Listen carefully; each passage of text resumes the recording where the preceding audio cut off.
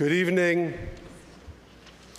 On behalf of the Riverdale Jewish Community Partnership, thank you for being here tonight as we stand together, panim el panim, face to face, in person, in unity, and in solidarity.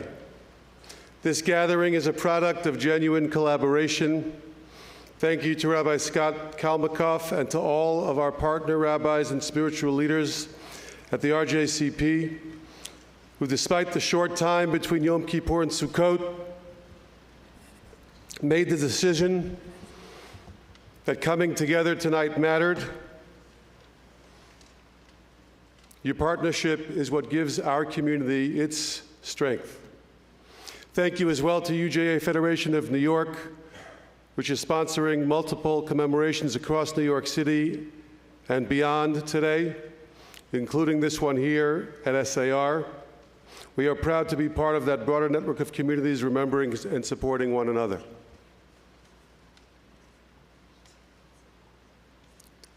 We came off of the most solemn and serious and weighty day of our year just on Thursday night. And tomorrow night, so we have it in our calendars every year, we suddenly enter Zman Simchatenu. It's always hard to flick a switch between that solemnity of Yom Kippur and what's described as the ultimate joy of Sukkot. But it's particularly hard this year to walk into synagogues on the first day of Sukkot and to look at our calendars and see the English date, the secular date, that date that will forever represent the tragedies that have befallen us. That's the challenge of tonight. And I believe that the people that you are going to hear from tonight, who I've had the tremendous zechut, the tremendous privilege of getting to know personally over the past days and the past months and even longer, those people will give us license to celebrate tomorrow night. We will weep tonight, but their message of we will dance again, we will continue to live, we will force ourselves to find optimism and hope. Their message is something that we all need to hear between now and Sukkot. So first of all, thank you to our guests tonight who have agreed to share their stories. To our elected officials who are here, your moral clarity and consistency and your showing up matters. Thank you to City Council Member Eric Dinowitz, Assembly Member Jeff Dinowitz, State Senator Gustavo Rivera, Yonkers Council Member Corazon Pineda, Bronx District Attorney Darcel Clark, Congressman Richie Torres. Thank you for being with us tonight.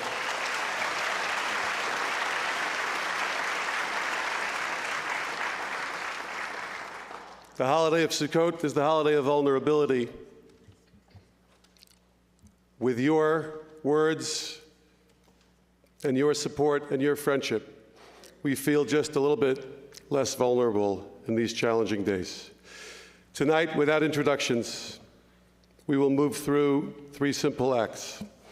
We will tell the stories, we will recognize the heroism of remarkable people who represent many other remarkable people whose stories need to be told.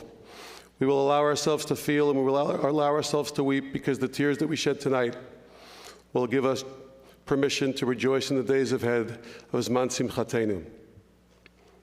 Omri, a Sayeret Matkal soldier who fought that day, now studies architecture in New York and still serves with his unit when he goes back for vacations in Israel.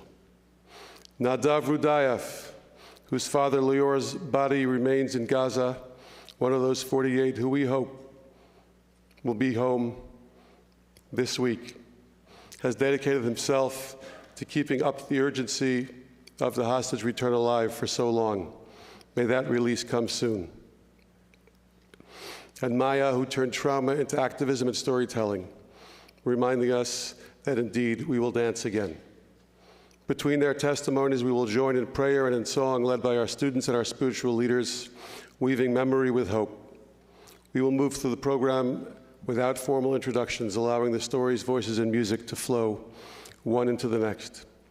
May this evening honor the memory of those lives lost, strengthen the faith of those still waiting, and deepen our shared commitment to each other, to Am Yisrael, to Medinat Yisrael, and to a world that has more peace.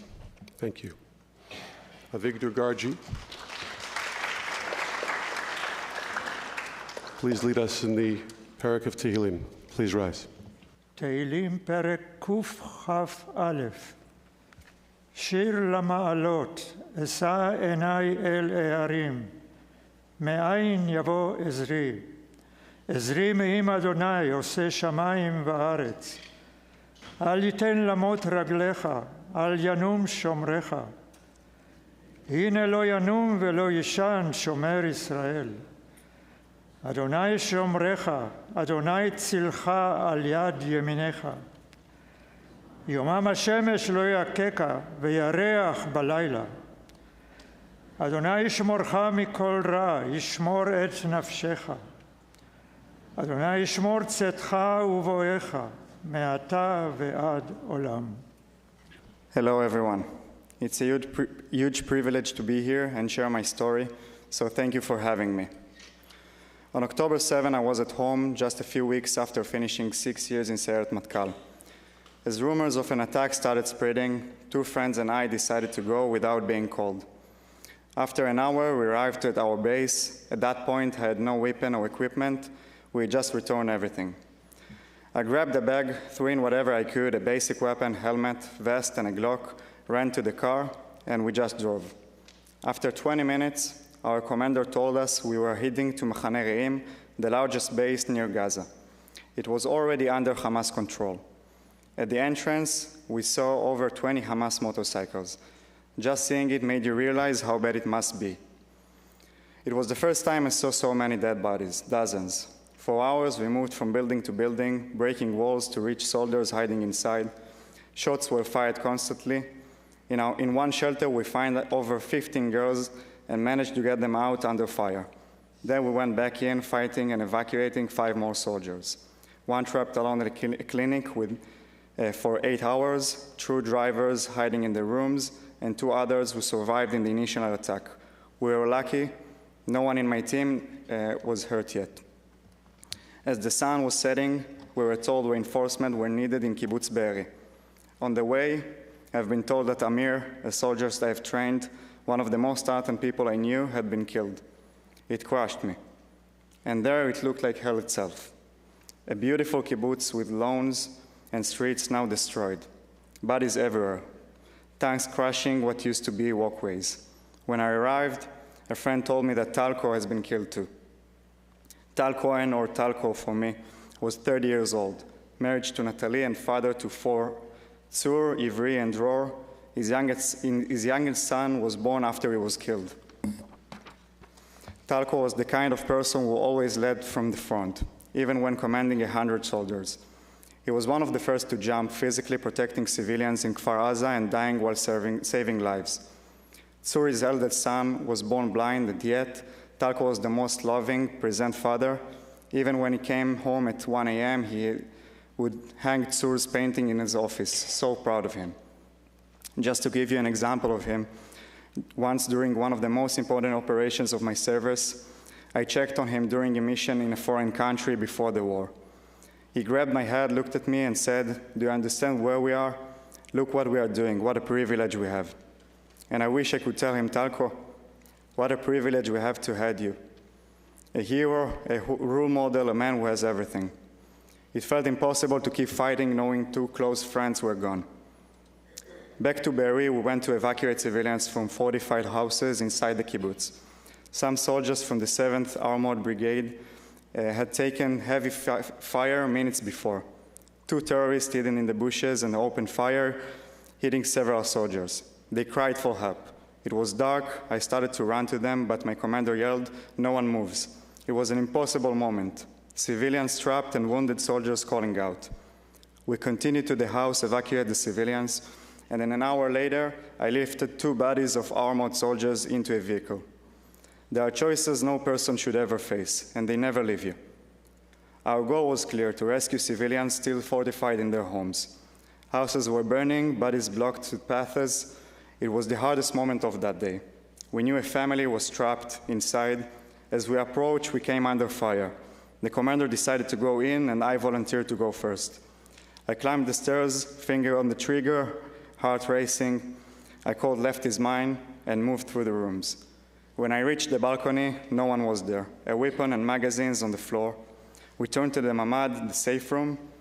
When we opened the door, 7 people came out. A mother holding her 3-year-old, a moment of light in this darkest night. When we entered Gaza later, I joined one of the first ground forces from the north part of Gaza. Those first days were full of fear. You don't know what's waited for you or when you would come out. A few weeks in, we operated in an elementary school. The day before, we had discovered a tunnel running directly beneath it. We sent a dog inside. It came back 40 minutes later without reaching the end even. The dissonance was unbearable. One moment, I was 20 meters underground in darkness, surrounded by walls. The next, I was placing explosives in classrooms with little chairs and children's drawings. We blew up the school. 3 floors gone in seconds. That image of these tiny chairs still haunts me. Reality has completely changed. The unity and clarity we had on October 7 are not the same anymore. Opinions are more divided than ever in Israel and here. People simplify everything into us and them, either or. But life is rarely that simple. Sometimes it's both. The truth of October 7 isn't up for debate. Evil chose destruction. The question isn't what Israel should do after such horror. It's whether we as humans can accept that kind of evil exists at all. Months later to the war, I kept asking myself, what's next? What's moral? What's right? I don't have the answers, but asking them shows how complex and personal this war is. I saw hundreds of Palestinian children walking with small bags toward nowhere after their homes were destroyed. If that doesn't hurt me, we lost our ways as Jews. And yet, it doesn't change the anger, the pain, or the fact that I will never forgive for what they did to us. It doesn't have to be either or, it can be both. That's our moral obligation, to live the tension between pain and compassion, revenge and restraint, survival and humanity. Even inside Israel, the struggle continues. Some soldiers simply can't go back to Gaza for another round. Even within my family, something that if I go back, I'm choosing the wrong path. But we don't have the luxury of either or. We have to live with both. 3 months ago, during the summer break, I joined a mission my unit had trying to complete for 7 months. The risk was enormous, but worth it. We succeeded and brought back critical intelligence about the hostages and the Hamas plans. I couldn't be prouder, even if it had cost my life. That too is part of the both. Eran Shalem, one of the most talented soldiers in my unit, was part of this mission that I took part on. Less than a month ago, during officer training, his vehicle hit an explosive device and he was killed. I'm honored to have known him, a brave, kind young man. This talk in memory of 3 incredible people, each of a world his own: Major Tal Cohen, Captain Amir Tzur, and Captain Eran Shalem. Zichronam livracha, may their memory be a blessing. I wish I knew how to end this endless war, what choices that would make today, but I do know one thing. The only thing that truly matters is to bring every hostage home. That is our duty as Am HaYehudi and our responsibility to every Jewish soul. Let's bring them home now.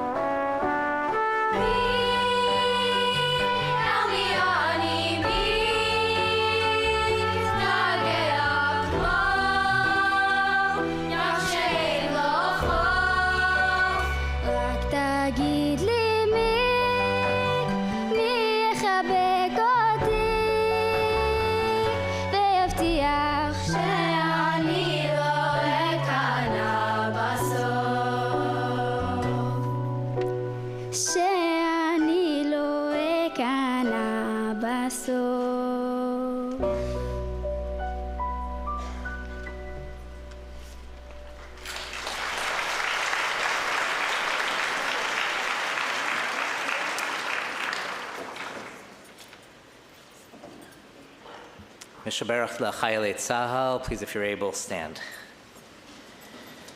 Mishaberach Avotenu Avraham Yitzchak v'Yaakov Sarif Karachev Leah Yuvarechet Chayalei Tzvagan Ali Yisrael Ha'omdim Al Mishmar Artzenu V'arei Eloheinu Migvul Levanon V'ad Midbar Mitzrayim U'min Hayam Gadol Ad Levo Arava B'Yabasha Ba'avir V'Yam Yitein Adonai et Oivenu Akamim Aleinu Nigafim Lifnehem HaKadosh Baruch Hu Yishmor V'Yatzil Et Chayalenu Mikol Tzara V'Tzukah Mikol Nega U'Machala V'Yishlach Bracha V'Tzacha B'Chol Ma'aseh Yedehem ידבר שונאינו תחתיהם ויתרם בכתר ישועה ועטרת ניצחון.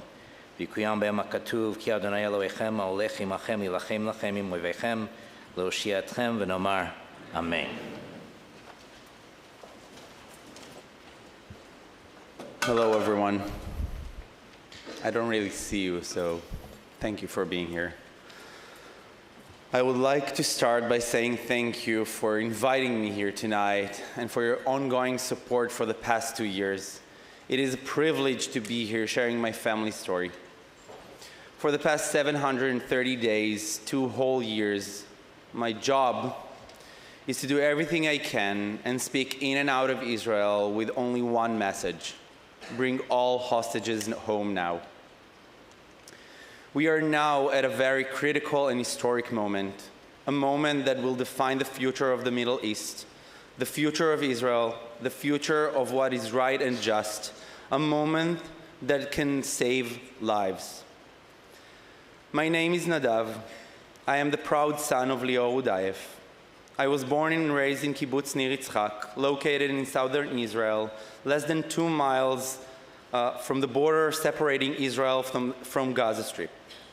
A community of simple, hard-working people who strive to live in peace. I grew up with my mom, dad, older sister, and 2 young brothers. Also living in the kibbutz is my grandpa, aunt, and uncle from my father's side with their families.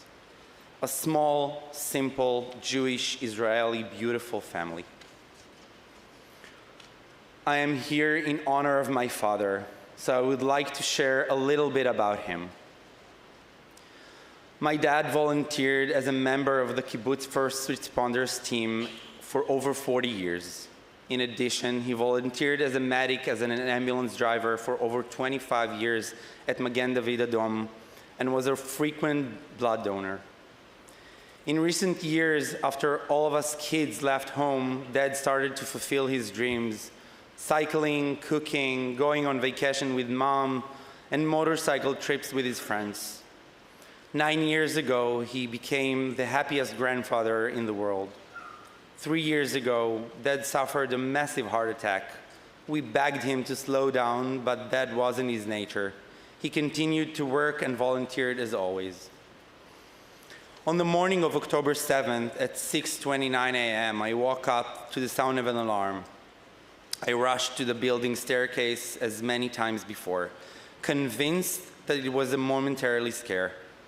I picked up my phone and sent a message to my family to make sure that all of them are safe, and Mom answered, "Lots of alarms. This is different. Dad is getting ready to go out."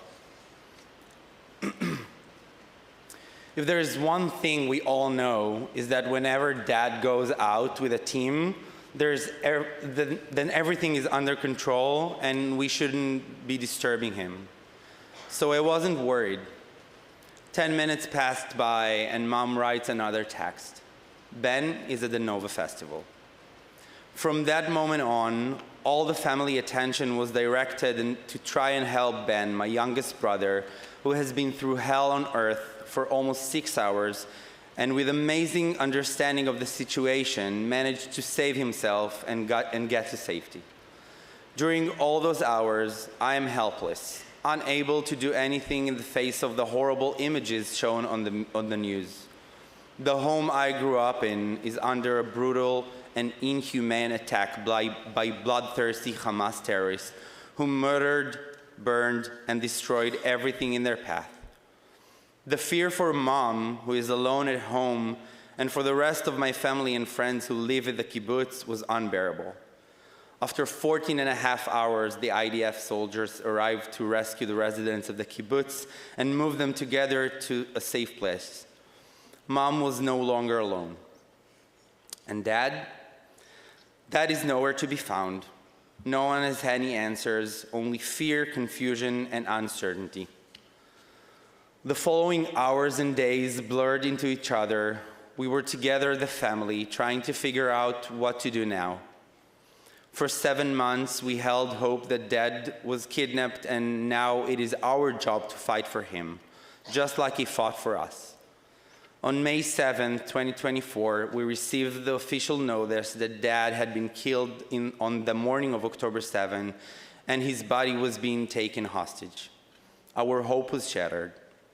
We held a farewell ceremony and said Shiv'ah for a father who died 7 months ago, but we have no grave to mourn him.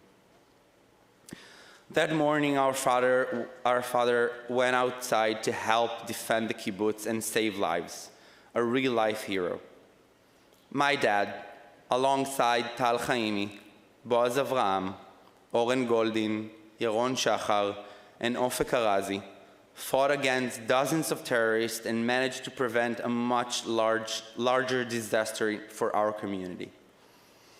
It has been 2 years since I last talked with my dad. Every Friday evening, I used to call Dad, because Mom never answers, but that's a whole different story. And I used to ask how they're doing and to wish them a quiet and safe, relaxed weekend. My biggest regret today is that I didn't call on October 6th. Since then, I have set myself a goal of living life without regrets. In honor of my dad and all the beautiful souls we have lost, I have a small request. Take a moment every day to appreciate what you have. Say I love you to your loved ones. You don't need any special reasons to do so. Our memories are the most precious thing we have in life, and no one knows when it will end, so live today. I am here because my dad was a hero. I am here because October 7 happened. I am here because it's imperative to never forget and always speak the truth proudly and out loud. I am here to speak on behalf of our 48 hostages still being held captive in Gaza by Hamas terrorists. I am here because we have no privilege to stop until they're all home. It is our responsibility, each and every one of us, to ensure that the world which our children grow up in will be moral and humane.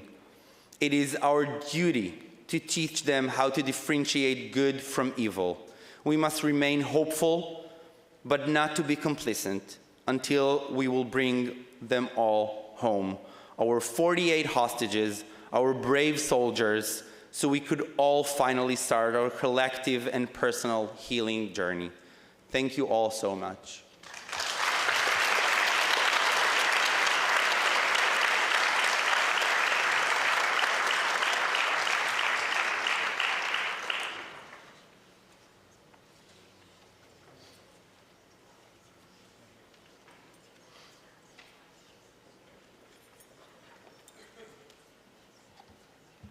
משברך לשבויים. משברך אבותינו, אברהם, יצחק ויעקב, יוסף, משה ואהרון, דוד ושלמה, הוא יברך וישמור ונציר את כל השבויים ונעדרים, בעבור שאנו מתפללים בעבורם. הקדוש ברוך הוא ימלא רחמים עליהם, ויוציאם מחושך וצלמוות, ומוסרותיהם ינתק, וממיתותיהם ישועם, וישיבם מהרה לחיק משפחותיהם, בבריאות ובשלום, ונאמר אמן. He who blessed our forefathers, Abraham, Yitzchak, and Yaakov, Yosef, Moshe, and Aharon, David and Shlomo, may he bless, watch, and guard our brothers who are in captivity. On account of the congregations praying for them, may the Holy One, blessed is he, grant mercy upon them, protect them from all trouble and sorrow, injury and illness, and send blessings and success in all they do. Take them out from darkness and gloom, and speedily return them to the comfort of their families. And let us say, Amen.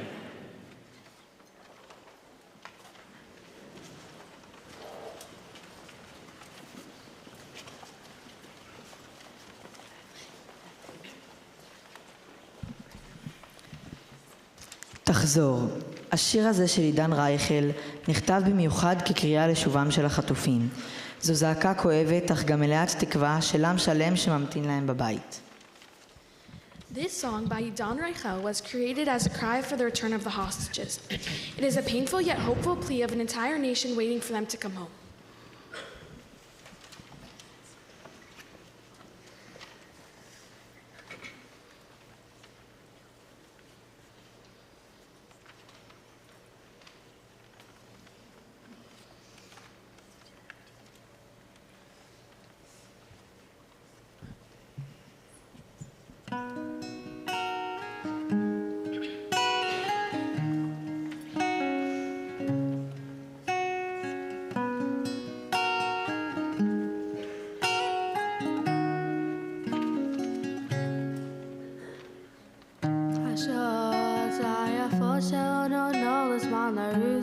הרגליים הכבדות שלא מוצאות סיבה ללכת. הימים והלילות כמו הפנים שבתמונות, הכל עוצר מלכת כשאתה לא כאן.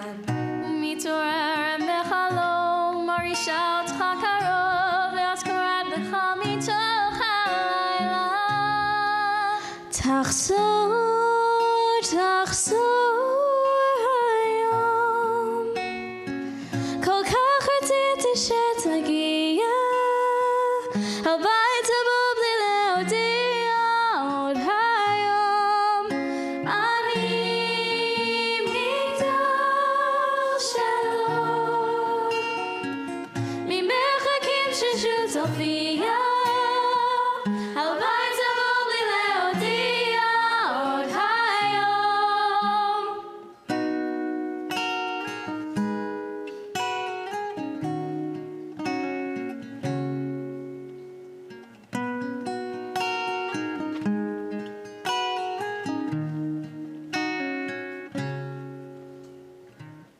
השעות היפות שלא נותנות לזמן לרוץ, הרגליים הכבדות שלא מוצאות סיבה ללכת. הימים והלילות כמו הפנים שבתמונות, הכל עוצר מלכת שאתה לא כאן. ומתעוררת בחלום, מרגישה אותך קרוב, ואז קוראת לך מתוך הלילה. תחזור, תחזור היום, כל כך רציתי שתגיע הביתה בו בלי להודיע עוד היום. אני מגדל שלום, ממרחקים ששוב תופיע הביתה בו בלי להודיע עוד היום.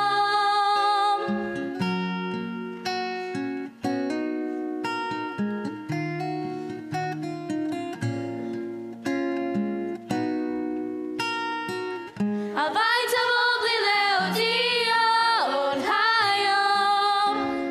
אני מגדל שלום, ממרחקים ששוב תופיע הביתה בו בלי להודיע עוד היום.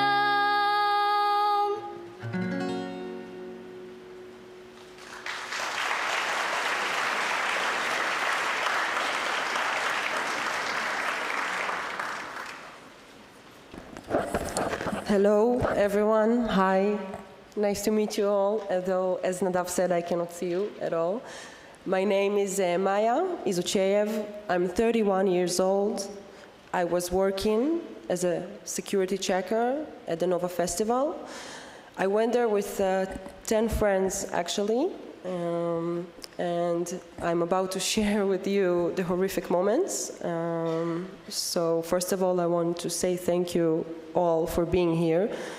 Every time I speak, it's insane, because when I was running in the field, I was feeling so alone. I was feeling like there is no Israel, there is nobody.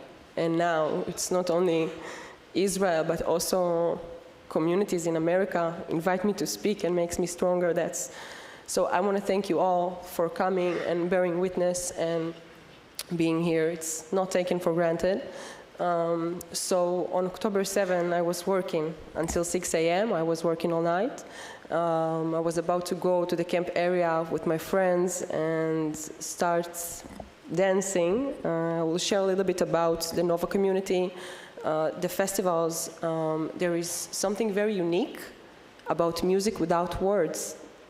It connects everybody. I came with my Druze friends, my Russian friends, Christians, from all over the world. I checked the IDs at the entrance. People came to this peaceful festival from all over the world. And as I was about to join the festival, after I finished my shift, it was about 15 minutes that the only thing I was able to do is change my shoes, just so I'll be comfortable dancing. I have to explain something. These festivals, it's something that we come to pray, to dance, to be with each other, because when we look at one another, we don't have to understand the lyrics. We just understand the energy, we understand the love, we understand that everybody is welcome. So I just changed my shoes so I'll be comfortable dancing at the festival. And all of a sudden, even before everything, even before we heard the alerts, we saw the sky. And we saw crazy amount of rockets. It's something unusual even to people from the south. I'm from the center of Israel, I'm from Tel Aviv. I have no idea what rockets are until that day. So I was looking at my friend Eden, and she's from Ashdod, she's from the south, and she was like, Maya, we can tell that you're not from the south. She started like laughing at me that I might be panicking, and I realized that I'm not going to panic. After several minutes, all of our friends ran toward us from the parking lot. There was a beautiful sunrise. It was the most beautiful sunrise over there. And we started folding all of our camp area. It was about 6:45 as we tried to make our way to the 232 road. And you can show the map to make it easier to understand. But I'm sure that you all seen the videos. There is only one dirt road leading to the festival, and as we try to make our way out of it, my friend that was escaping with me, he constantly tried to follow the protocol, jump out from the car back and forth, and at 7 a.m. I decided that it's not going to work. Yes, as you can see, this is our escape route, 4.5 hours until we arrived to Patish. So as we try to get out from the festival, I decided to take a right. So the left way was the way to Tel Aviv, and I decided, because I saw a huge traffic jam, I decided I'm going to take a right. Thank God, because then we saw, after 10 minutes of driving, we saw a terrorist barrier on the road. I realized that the cars in front of me, like 100 meters, are getting shot. And I froze completely. My friend Sagi, he just jumped out of the car and ran towards the bomb shelter of Re'im. Some of you know what happened in this bomb shelter. I didn't know until I arrived home. So there were actually 29 people already at this bomb shelter. As we arrived there, the timeline was about 7:30, 7:35. I immediately felt claustrophobic, so I was half outside from the bomb shelter. My friend Sagi, he was at the end of the bomb shelter, and I was completely indifferent to the situation. I thought that somebody's going to come and rescue us very soon. As it didn't happen, my friend Sagi approached to me inside the bomb shelter. He grabbed my wrist, he looked me in the eyes, and he said in Hebrew, Maya, we're not staying here. This was at 7:40, 7:45, something like that. And as he grabs my wrist, I'm trying to convince him to stay inside the bomb shelter, because I thought that those were only bombs, only rockets, and only a squad of terrorists. You know, it happens in Israel. It's just a regular Wednesday, you know, but we are used to squads of terrorists invading Israel, so I thought it was just like a 4 or 5. Almost all of us had our military service, so we know about it. And I thought it was nothing. And my friend grabbed me in the wrist and was like, we're not staying here. And he pulled me out to the car. I remember as we made a U-turn and we drove back to the traffic jam, back to the festival, I saw the cars coming back from the direction that we're supposed to go. I saw the people inside their cars. I saw gun injuries. I saw a lot of blood. I saw bloody hands from the window like that, screaming at us, don't go that direction, please don't drive there. And in my mind, I thought that everybody is crazy, unfortunately. I was completely indifferent to the situation as we're driving back to the traffic jam. At this point, I realized, because I saw another girl in one of the cars in front of me, that she was also shot. So I realized that the two roads are completely blocked, and we started to run for our lives at the field.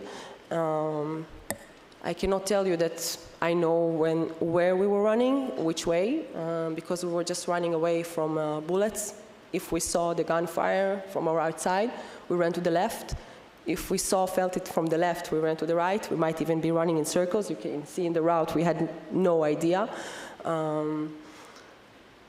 Only when I arrived home, only after everything, I saw the video of what happened inside the bomb shelter, and I will share a little bit about what happened there, because there were 6 people that kidnapped from this bomb shelter. Alon Ahel is the only one that is still there, and he's injured, he's in captivity, we don't know about his situation. 6 people managed to survive from this bomb shelter, and as you can see from the timeline, from the video that is being shown right now, that we are saved in maybe 5 minutes or so.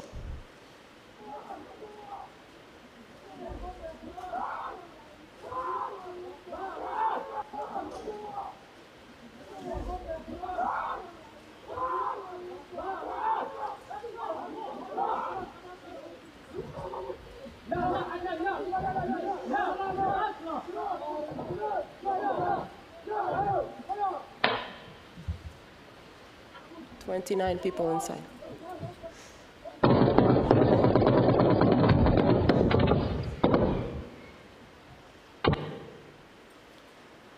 I had no idea that this is what happened in this bomb shelter. For me, the horrible part was the running, the shooting, that we had no idea where we are. We're not from the area. Only after, when we started gathered information about our loved ones, about our hostages, about all the people that were murdered, I discovered this video, and I realized the fate that I've escaped from. We were about 30 minutes from Patish. We had no idea, so volunteers from Patish scattered around, tried to look for partygoers. This is how they found us. This is the only footage that I have from the festival. I received this video only, it's a picture from this video, I received it only a year after. This is us. Half an hour from Patish. This is Sagi from the right side. I'm on the left. We are 20 minutes from Patish after 4.5 hours of running. I was able to turn on my phone and try to contact my sister and try to understand what's going on in Israel. Sagi was the spokesman of Gidon Sa'ar back then, and he told me, Maya, what are you doing? 23 kibbutzes are occupied. You don't have a state. Who are you calling? So you have to understand how I feel right now comparing to how I felt back then. So I do want to discuss a little bit about my healing journey, which is not over, because when I arrived home, I realized that the baby brother of one of my best friends, my childhood friends, was taken hostage. His name is Guy Gilboa Dalal. I will show you. This is Guy. I'm not sure if you can see, but this is Guy. It was his first festival. The only reason that Gal was there is to keep his baby brother safe, and we're fighting for his life. So they have to come back home. I will also share a little bit about my healing journey. I was an engineer before that. I was sitting in an office. Now I'm doing this. And I can share that if you ask any Nova survivor, I assure you that nobody's talking about revenge. And that's the amazing part. Nobody's talking about revenge. Nobody's talking about hate, or we're talking about love. We're talking about love. We're sharing love. We're sharing community. I think this is what makes us unique. This is what makes us us. The fact that even after everything that we've been through, we will always support love. And I think this was one of my best qualities before October 7. Everything was so easy to look at the bright side of life. It's so easy. Now it's my biggest fight. And I assure you that nobody will take our joy. Nobody will take our happiness, togetherness. This is who we are. Thank you. Thank you.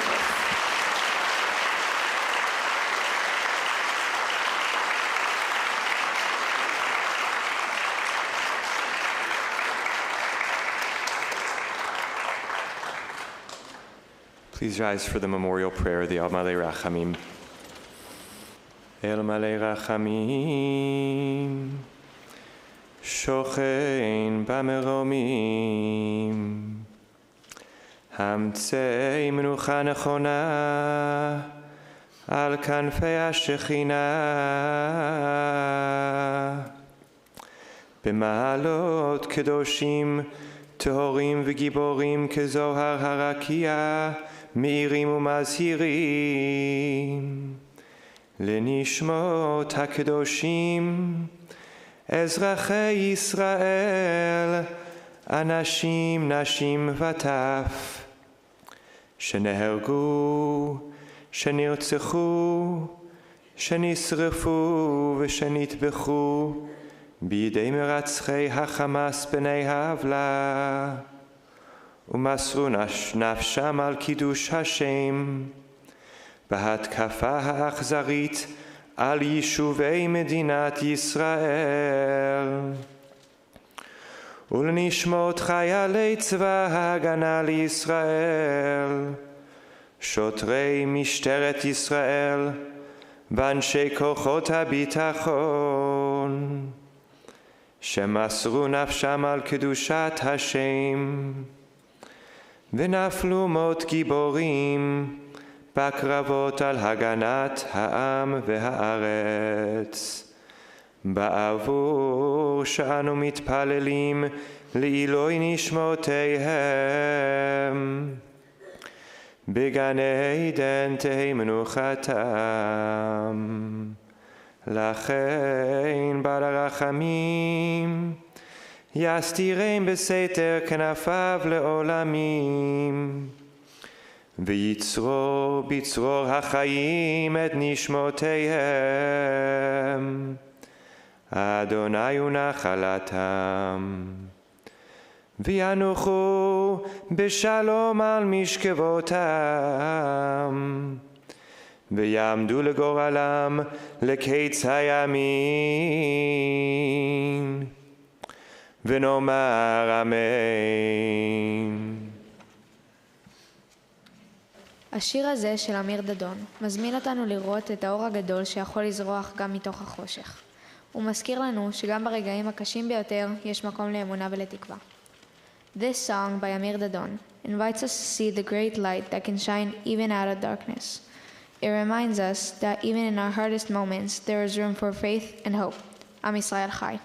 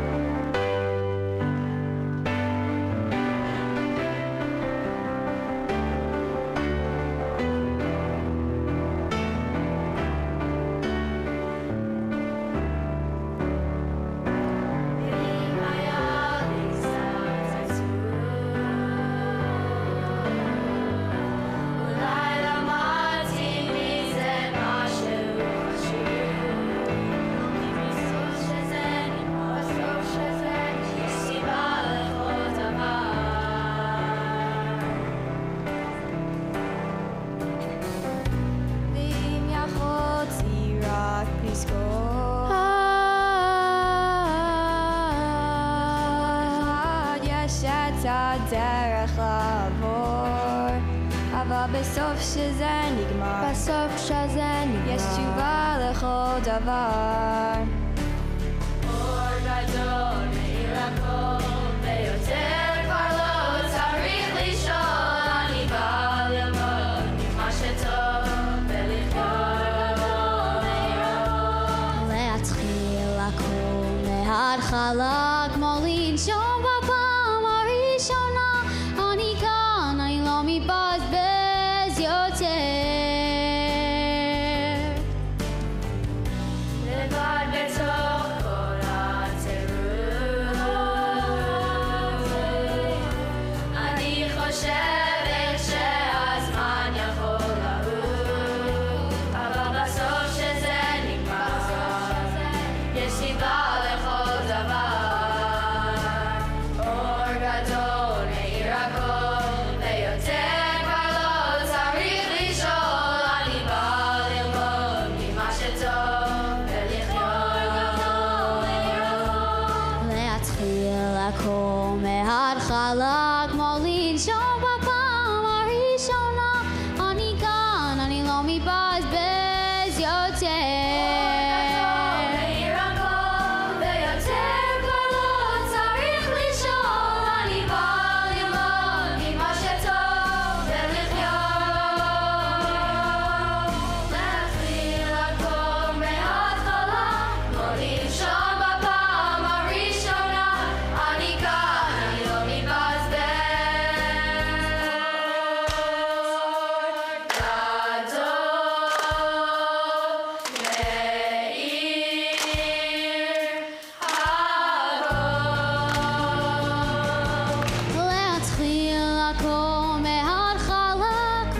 ראשון בפעם הראשונה, אני כאן, אני לא מתבזבז.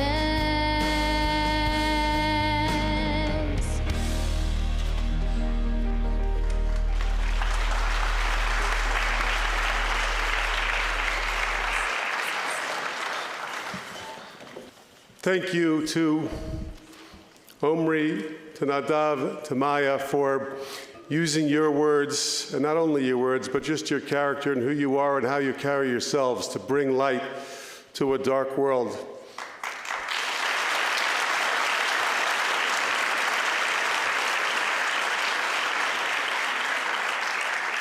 In our school this year, we chose the two words from this season, Uvacharta b'chayim, the command or the recommendation to choose life as the theme of our year. And certainly that theme has been reinforced tonight. That first word, uvacharta, choosing, choice, has other connotations in other contexts when we choose our leaders.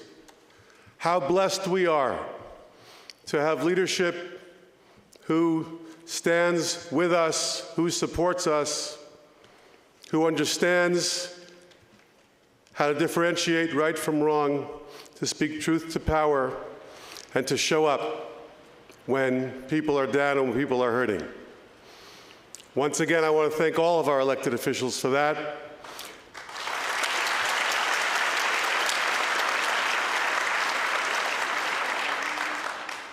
Congressman Torres, you have been a beacon of light, an or gadol meir hakol for our community, for this country, for your party, and beyond. You traveled with us to Israel. You brought our students to the Nova Festival, to the Nova exhibit, to learn more. You were always thinking of ways to connect, to support, and to be there. We are so grateful for you. Thank you for being here tonight. We ask you to share a few words.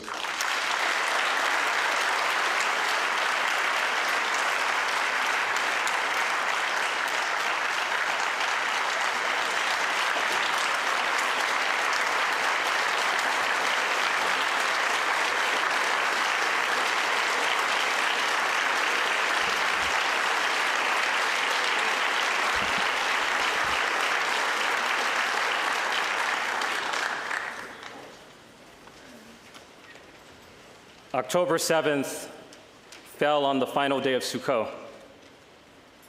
The ideas and images of Sukkot speak powerfully to the moral crisis that has taken hold in our post-October 7th world. For many in the Jewish community, it has been easy to feel alone since that day of darkness, to feel a sense of homelessness in the face of anti-Semitism here at home, to feel the fragility of your dwellings, to feel as though you are wandering in a moral wilderness that has become a desert of demonization against your own people. And even though there are no words that can heal the pain you feel, I come with a simple message. You are not alone. Your elected officials at every level of government stand with you. We stand with you, we grieve with you, we pray with you, and we hope with you. Even though Sukkot is a time of joy and October 7th a time of grief, both remind us of the same truth, our vulnerability. The Jewish people, much like Israel itself, are a paradox. Strong, yet vulnerable. No matter how strong we become as humans, we remain human and therefore vulnerable. But no matter how vulnerable we become, we remain in the image of God and therefore eternally hopeful. Hope to me is the greatest gift that God has given us, the spark of divinity in each of us.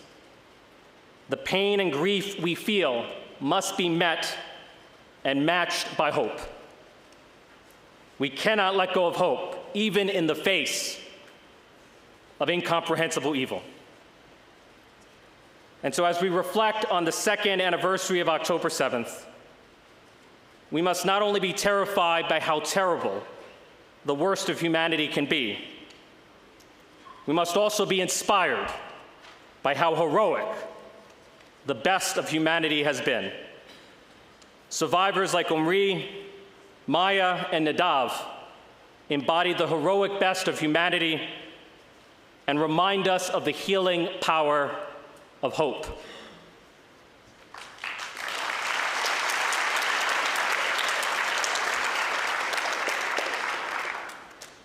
Herodotus, who is said to be the first historian, once wrote that the purpose of history is to ensure that the deeds of the brave not be forgotten. The purpose of history is not only remembrance, but also reverence. All of us, Jews and non-Jews alike, must remember and revere the heroism, the Herculean strength, and the hope that the Jewish people have shown since October 7th. And that, to me, is something that we cannot and must not be forgotten amid all the anguish we rightly feel.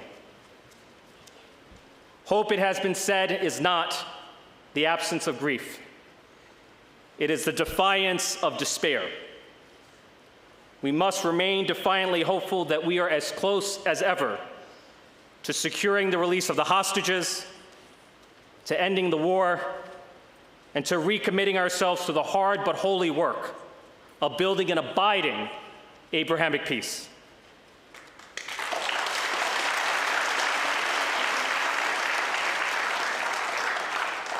We must remain defiantly hopeful that our journey through the moral wilderness of the present, however despairing and disorienting it may seem, will lead us toward a promised land of peace and prosperity for the children of Abraham. We must hope for it, and we must fight for it, so that the lives lost on October 7th and since October 7th are never in vain. As Theodore Herzl once put it, if you will it, it is no dream. To the victims of October 7th, may their memory be a blessing. God bless each and every one of you.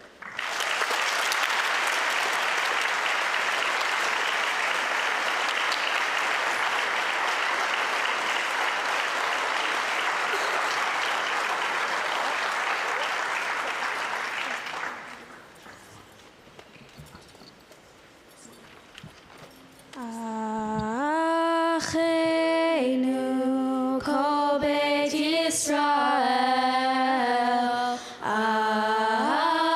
Acheinu kol beit Yisrael, hanetunim batzara, batzara ubashivya, haomdim ben bayam uven bayabasha.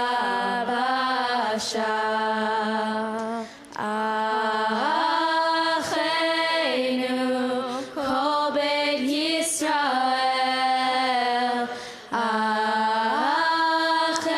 Acheinu kol beit Yisrael, hanetunim batzara, batzara ubashivya, haomdim ben bayam uven bayabasha.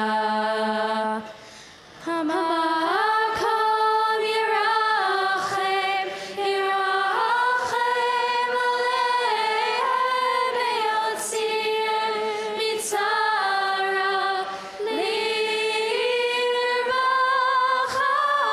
ume'afel leora, umyeshirut legeula hashta, bagala ubizman karev. Hamakom yirachem, yirachem aleichem, yotziem mitzara, lirvacha, ume'afel leora, umyeshirut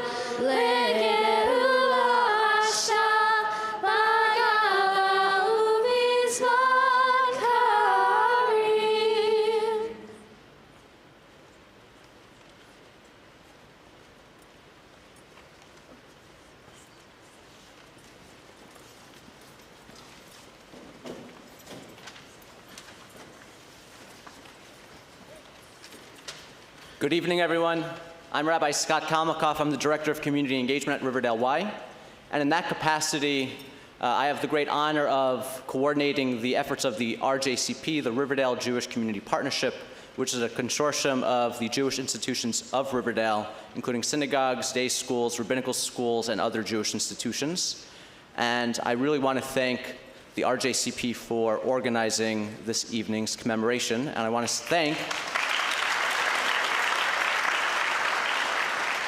thank and acknowledge our member organizations, Congregation Beit Aharon, Congregation Tehillah, which is represented this evening by Rabbi Linda Schreiner-Kahn, Conservative Synagogue Adath Israel of Riverdale, CSAIR, represented by Rabbi Barry Dov Katz and Rabbi Katie Greenberg, the Hebrew Home at Riverdale, the Hebrew Institute of Riverdale, the Bayit, represented this evening by Rabbi Stephen Exler and Rabbanit Bracha Jaffe, the Kehillah of Riverdale, represented by Rabbi Dina Neiman, Kinneret Day School, represented by Rabbi Asher Abramovitz, Riverdale Jewish Center, represented by Rabbi David Zirkind and Rabbi Tzvi Benoff, Riverdale Temple, represented by Rabbi Tom Gardner, Riverdale Y, represented by our CEO, Melissa Sigmund, SAR, and a special shout out to Rabbi Benny Krause, who really led the charge.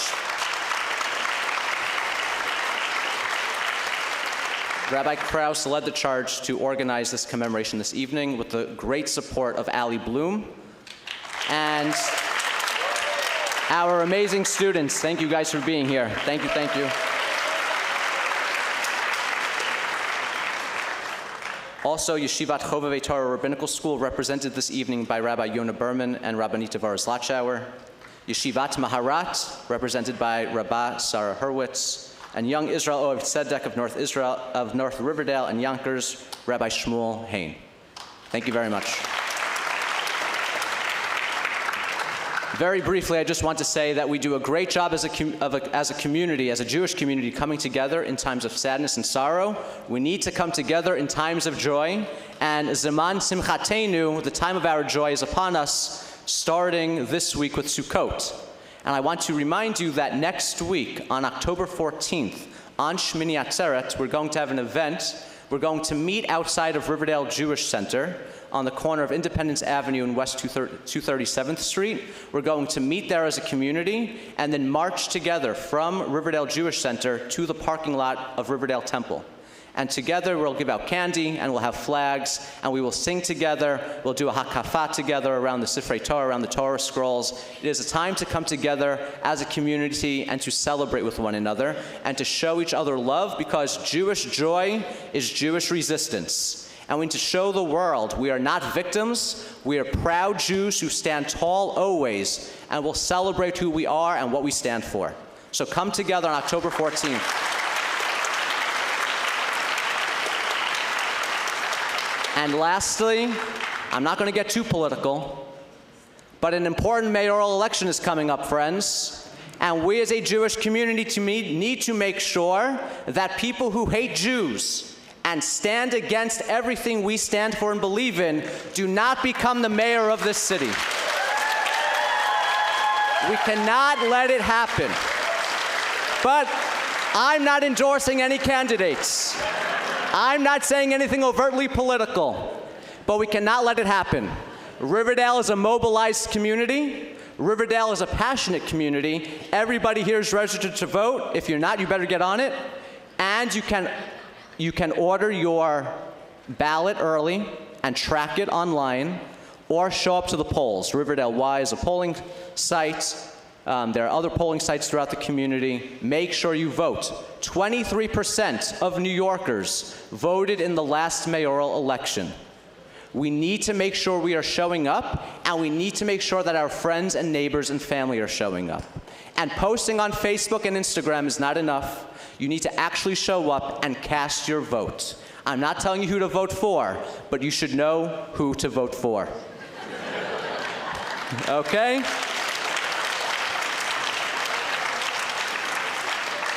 On that note, I'll get yelled at for that later. It's all right. We got to stand up for what's right, friends. We got to stand up for what's right, and we know what's right. I'm going to ask our speakers this evening and our elected officials and the rabbis of the community to come up onto the stage, please. and we are going to close with Hatikva. Everybody please come up to the stage.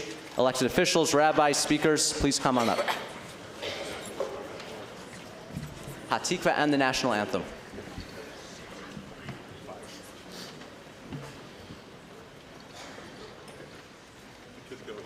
While everybody's coming up, I want to acknowledge two more things. I'm sorry. The 50th precinct of the NYPD is fantastic. Thank you to them for being outside. Riverdale Hatzalah.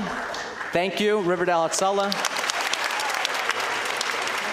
And I also just want to acknowledge, she couldn't make it tonight, but Eric Pesner is representing the borough president, Vanessa Gibson. So thank you very much. Okay.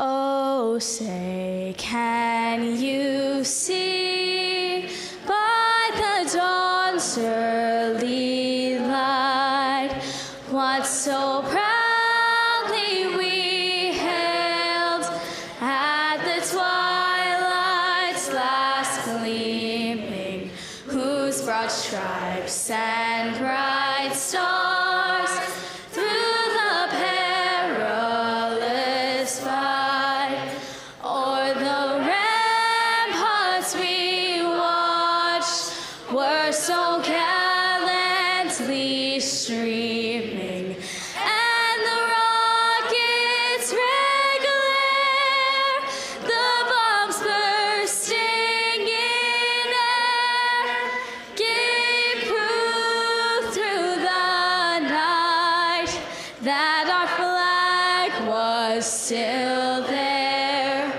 Oh, say does that star-spangled banner yet wave o'er the land of the free and the home of the brave?